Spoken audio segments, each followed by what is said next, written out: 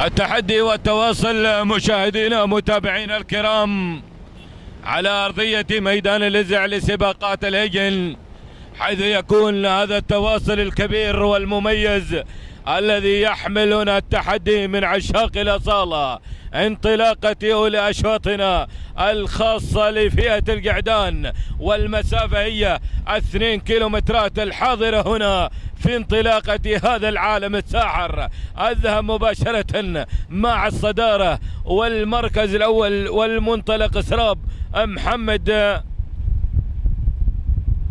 على الصدارة. محمد الحكماني ياتي على مقدمة الصدارة والمركز الأول. المركز الثاني تحرك أيضا السراب في المركز الثاني، أو العدملي الحمدان بن عبد الله بن دلموك الفلاسي ياتي على ثاني المراكز. ثالث المراكز والتحدي المثير يا من تحمل هذا الصراع والمنافسة. شوف ثالثا في هذا التحديات أرى القادم المنطلق شاهين لسليمان بن سيف أيضا الراشدي ياتي على المركز الثالث. المركز الرابع في رباعية الصدارة أرى القادم والمتسلل ما شاء الله هملول وصل وتحرك في هذا اللحظات خامس المراكز، والتحدي ياتي هملول لسعيد بن حمد الوهيبي. هكذا الخماسية، هكذا الصدارة الأولى والانطلاق الأول مع أول الاندفاع والصدارة.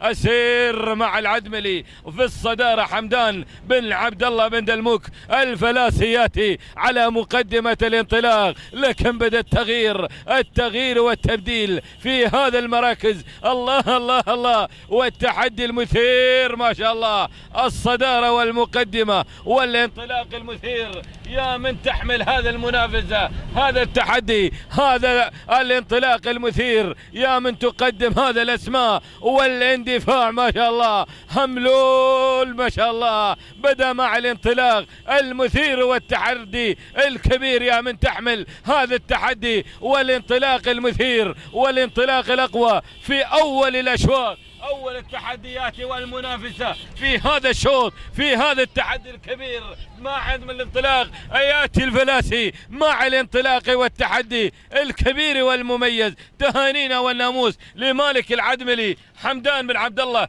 بن دلموك الفلاسي مع الانطلاق المثير. المركز الثاني وحتى خامسا إلى لجنة التحكيم. التوقيت الزمني، إذن المعذرة للتوقيت الزمني، نعود الثاني لمالك العدملي حمدان بن عبد الله بن دلموك الفلاسي على هذا الانطلاق المثير.